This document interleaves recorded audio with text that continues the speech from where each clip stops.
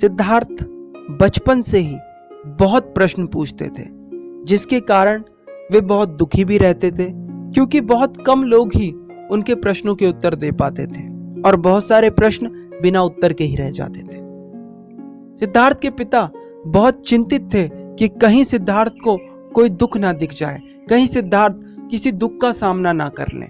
इसलिए सिद्धार्थ के पिता गुरुकुल को अपने महल के पास ही बुला लेते हैं, जिससे कि महल के सभी बच्चे उस गुरुकुल में पढ़ सकें और उन्हें महल से दूर भी ना जाना पड़े। महाराज शुद्धोधन सभी शिक्षकों को, सभी गुरुओं को ये बताते हैं, ऐसी कोई भी शिक्षा बच्चों को नहीं दी जानी चाहिए जिनसे उनके मन में वैराग्य उत्पन्न हो। और ये कहकर सिद्धार्थ को सभी गुरुओं से मिलवाया जाता है। सिद्धार्थ सभी गुरुओं से मिलते हैं और उनका आशीर्वाद लेते हैं, और समय बीतता है। उनकी घनिष्ठता आचार्य कौंडिन्य के साथ ज्यादा बढ़ने लगती है, और आचार्य कौंडिन्य ही वे व्यक्ति होते हैं जो सिद्धार्थ के लगभग सभी प्रश्नों के उत्तर दे पाते हैं। इसलिए सिद्धार्थ आचार्य कौंडिन्य के पास रहना बहुत पसंद करते हैं और अपना ज्यादा से ज्यादा समय आचार्य कौंडिन्य के साथ ही बिताते हैं। समय बीतता है और आचार्य कौंडिन्य सिद्धार्थ को ध्यान करने की विधि बताते हैं, जिससे कि सिद्धार्थ के मन में ध्यान के प्रति रुचि पैदा होती है। सिद्धार्थ प्रतिदिन ध्यान करते हैं और प्रतिदिन आचार्य कौंडिन्य के पास जाते हैं और उनके पास ही बैठकर अपने प्रश्नों के उत्तर पूछते हैं। समय बीतता है और ये बात महाराज तक पहुंचती है कि आचार्य कौंडिन्य ने सिद्धार्थ को ध्यान विधि बताई है, जो कि किसी भी व्यक्ति को वैराग्य तक ले जा सकता है। आचार्य कौंडिन्य को महल में बुलाया जाता है और महाराज कहते हैं, आचार्य कौंडिन्य, हमने आपसे पहले ही कहा था कि सिद्धार्थ को ऐसा कोई भी ज्ञान नहीं देना है जिससे कि उसका मन वैराग्य की तरफ जाए, और आपने उसको वही शिक्षा दी जो हमने आपसे मना करी थी। इसलिए हम आपको आपके कार्यभार से हटाते हैं और ये आपकी दक्षिणा है, इसे ले जाइए। आचार्य कौंडिन्य कहते हैं, महाराज क्षमा कीजिए, पर जो कार्य मैंने किया ही नहीं है उसकी दक्षिणा मैं नहीं ले सकता। अभी सिद्धार्थ की शिक्षा पूरी नहीं हुई है, जिसके कारण मैं ये आपकी दक्षिणा स्वीकार नहीं कर सकता, परंतु मैं अपने कार्यभार को छोड़कर जा अवश्य सकता हूँ। और आचार्य कौंडिन्य यह कहकर वहां से चल देते हैं। महाराज कहते हैं, आचार्य कौंडिन्य, यदि आपने दक्षिणा ग्रहण नहीं करी तो ये मेरा अपमान होगा। आचार्य कौंडिन्य उस दक्षिणा को स्वीकार करते हैं और कुलगुरु के साथ महल से बाहर आते हैं और कुलगुरु को वो पोटली थमा देते हैं और कहते हैं, क्षमा कीजिए कुलगुरु, परंतु मैं ये दक्षिणा स्वीकार नहीं कर सकता, क्योंकि आप जानते हैं मैंने अभी सिद्धार्थ को पूरा ज्ञान नहीं दिया है, और जब मैं पूरा ज्ञान दे ही नहीं सका हूं तो मैं इस दक्षिणा को कैसे स्वीकार कर सकता हूं। कुलगुरु कहते हैं, आचार्य कौंडिन्य, मैं जानता हूं, परंतु आप समझने की कोशिश कीजिए और आप इस दक्षिणा को स्वीकार कर लीजिए। परंतु आचार्य कौंडिन्य उस दक्षिणा को स्वीकार नहीं करते और वन की तरफ प्रस्थान कर देते हैं।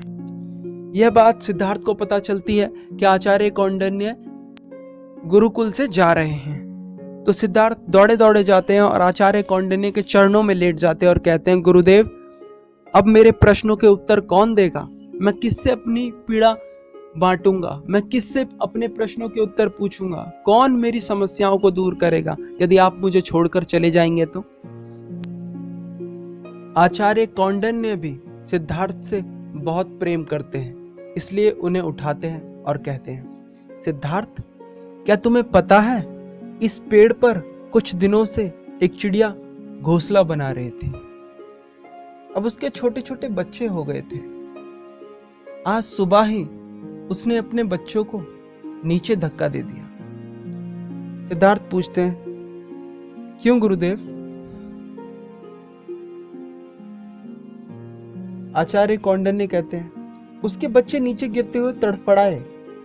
उन्होंने पंख हिलाने की कोशिश करी, वो नीचे गिरते रहे और कुछ देर बाद उन्होंने हवा में उड़ना शुरू कर दिया और वो ऊंचे आकाश में उड़ गए। वही समय आ गया है कि मैं तुम्हें अब धक्का दूं और तुम पंख हिलाकर ऊंचे आकाश में उड़ जाओ। सिद्धार्थ कहते हैं, परंतु गुरुदेव मैं नहीं उड़ पाऊंगा, मेरे अंदर इतना सामर्थ्य नहीं कि मैं आपके बिना कुछ भी कर पाऊं।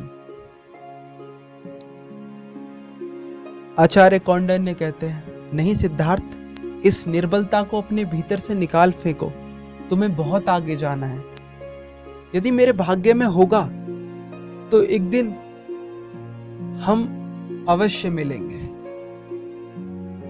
सिद्धार्थ कहते हैं, नहीं गुरुदेव, मैं आपको नहीं जाने दूंगा, आप मत जाइए। गुरुदेव कहते हैं, सिद्धार्थ क्या तुम्हें वेद की सभी ऋचाएं याद है? सिद्धार्थ कहते हैं, हाँ गुरुदेव।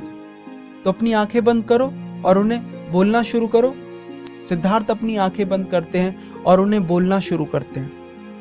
कुछ देर बाद सिद्धार्थ आंखें खोलते हैं, उन्हें आचार्य कौंडिन्य कहीं दिखाई नहीं देते। सिद्धार्थ पूरी तरह से टूट जाते हैं,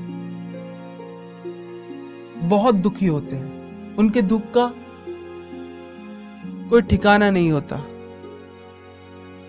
परंतु वो फिर उठकर खड़े होते हैं और आगे बढ़ते हैं, और अंत में आपको पता है कि वो सत्य को प्राप्त करते हैं। वही गुरुदेव जो उन्हें छोड़कर गए थे, वो भविष्य में उनके गुरु भाई बनते हैं और फिर उनके शिष्य बनते हैं। तो यदि सिद्धार्थ उस समय में पूरी तरह से टूट जाते और आस ही छोड़ देते कि आगे कुछ हो ही नहीं सकता, तो शायद वो संभावना घटित नहीं होती जो भविष्य में हुई। हमारे साथ भी बहुत बार ऐसा ही होता है, हम किसी घटना को अपने ऊपर इतना हावी हो जाने देते हैं कि हम पूरी तरह से टूट जाते हैं और सोचते हैं आगे कुछ हो ही नहीं सकता, परंतु ऐसा नहीं होता। यदि हम उठने का साहस करें तो संभावनाएं हमारा इंतजार करती हैं। आशा करता हूं इस वीडियो से कहीं ना कहीं आपके जीवन को एक नई राह मिलेगी और आपका जीवन बदलेगा। धन्यवाद।